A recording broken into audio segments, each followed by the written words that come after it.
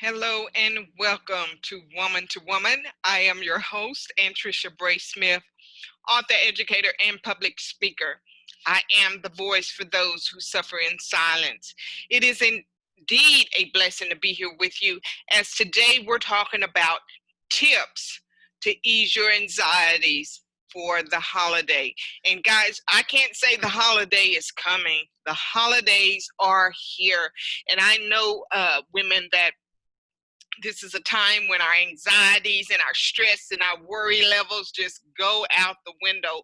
Not only are we concerned about the meals and the prep and the gifts that we're going to give, but we're worrying about so many other things that could happen in the midst of the holiday season. Um, Nonetheless, let me just give you a minute to wind down and find that spot that you can get and relax, and then we will get started. For those of you who don't know me, maybe this is your first time, or maybe you're not familiar with my platform, I am the voice for those of us who suffer in silence. I use my public speaking platform to empower women from all walks of life. And so I don't take what I do lightly. And so this just brings us to our topic today, tips to ease our anxieties for the holidays. The holiday season is upon us, and I'm no different from you. I'm already feeling it. Here we are getting into the holiday season, preparing for Thanksgiving, preparing for Christmas, and I noticed that the stress levels begin to go up. You know, it's coming up on us. It seems like it's coming so fast, and I'm not prepared. I'm just not prepared. I don't know what meals to prepare. I haven't did meal planning. I haven't budgeted for it. And so, even though we know the holiday season for this 2020 is going to look a little different for us, we still plan to have some form of a traditional or new tradition holiday for us and our families. And so we just have to look at it as such. We can't dwell on things as the way that they were. We still want to enjoy the holidays, but at the same time, we still want to make sure that we have safety precautions and that we're still doing everything that we can do to protect ourselves. And ladies, I just want you to be encouraged. I know that this is a stressful time of year. I know that this is a time of year to where we deal with a lot of other emotions that have been attached to us for years. Uh, so just take a moment to relax, you know, and being in a space like this, being with other women and sharing information and sharing these tips, I think or I believe or I know that it's going to help us. It's going to help us kind of wind down and just take a deep breath and take it all in. So, my tip number one for easing our anxiety and to help us get through the holiday season as best as we can is to number one, just plan it out. Plan it out. And I know some of you, you're not for writing down things on paper, but if you journal, that may be one of the places that you start. If you're one of those like me that keep everything kind of in perspective in your mind to keep things balanced, sit and take a moment somewhere, a quiet place that you can just think about those things and be able to uh, process where you at and where you desire to be. Desire what to see what that holiday actually looks like. So plan it out. And if I'm sitting here today planning for Thanksgiving or planning for that Christmas meal, I first of all, I want to know what that menu looks like. I want to know what it is that I already have um, in in stock at home, in the freezer, in the cabinet. I want to know what that looks like. If I need something from the store, if I don't have enough milk and eggs to go around, I want to know what that looks like. So it's planning out. And when I say plan out, it starts with the meal plan, because making a meal plan, preparing ahead of time what that meal looks like, will keep you from being uh, overstimulated, or keep you from going into the store and spending too much unnecessary and having too much food that's going to waste. So that's a good place to start. Just plan it out. And another thing, guys, we plan for the people in the family to come in. We plan for that. We plan for the normal things, the things um, that we expect. But what about those unexpected things? Do you know that when you have that extra traffic in your house and people are using your facilities and things like that, there are some unexpected issues that can occur during the holiday season. And one of those have to do with our sewage and our plumbing. And so there's a way that we can prepare for that as well. So I look at that as a defense. So that's my tip number 2. Let's play defense. Let's play defense for the holiday season. Let's think about all those things that could possibly happen that we're not prepared for. And so one of those things is we want to look at the plumbing. So we want to treat our drains. We want to treat our sewer. And so that may be going to the store, and when we're picking up supplies to pick up Drano, or some other type of plumbing that can flush and clear out our drains before the company arrives, because you don't know who's putting what down your sinks. Any number of things. There could be hair down the sink, down the drains. So we want to look at that. So let's play defense. Also with the sewage, we neglect sometimes to think that you may not put toilet paper down your toilet, but there may be people in your house that's putting unusual amount of toilet paper down your sewage, down your toilet. So that's something else that you want to look at and begin to treat. There's some septic things that you can buy in the store. There's a brand called Rid-X, but I know that there's some other brands that are less expensive, but they still have the same effect. So you want to look at that. Another defense you want to play is sanitizing your household.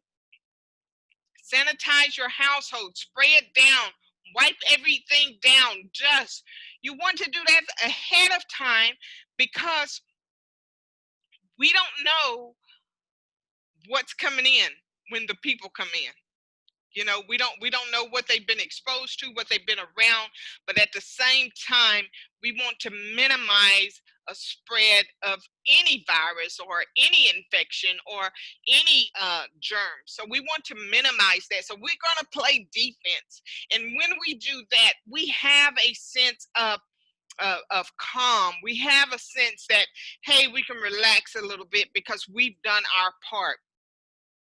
Also, when we're saying we're playing defense, you want to keep those sprays, those disinfectant sprays, in the rooms where people are going to be hanging out. You can do that. You can keep, and then every so often you may want to go around and spray the surfaces that have been high contact areas. So tip number 1 is to plan out those meals. Plan it out, see what it looks like, see what that budget looks like. Use what you have in your house already, and make what you already have stretch. Number 2, you want to play defense. You're going to play defense. That means think about all the things that could possibly happen, things that are unexpected, and play defense. Add that in your budget. Get some drain cleaner to clear out your drains. Get some septic treatment. All of that to play defense. Get some disinfectant sprays. play defense, sanitize your house, and that helps ease some of the anxieties of the contact and things like that that are could possibly go on during the holidays, and you're keeping everyone safe. Also, number three is don't get caught up in the hustle and bustle of the holiday sales. Don't get caught up in that. Um, we know that finances is one of the major things where we stress and we have these anxieties, and we don't know what things are going to look like from week to week or from month to month.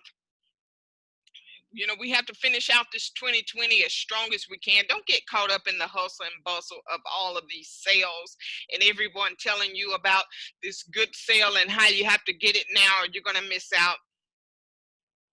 Write you a list down, protect your finances, and if it doesn't fit your budget, if it's not something that is a priority, sale or no sale, let it pass.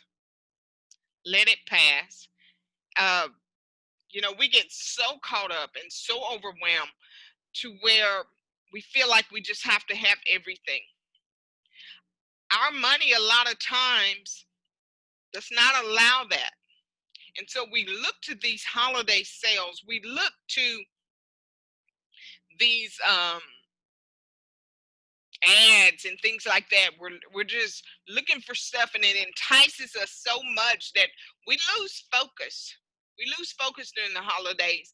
And what that does in return is just causes us so much other unnecessary stress. So don't get caught up in all the holiday ads and the hype about the sales and things like that. Make out your list, and if it's on that list, whatever's on that list, don't be in such a hurry to buy. Don't get so impulsive. Make sure that you check and make sure that you're researching those prices to make sure that you can get the absolute deal that is best for you and that meets your needs, so that you don't find yourself being drawn into all these sales and these big ticket stores that before you know it, you're drawn in and you're sucked in and you're spending more than you actually planned for.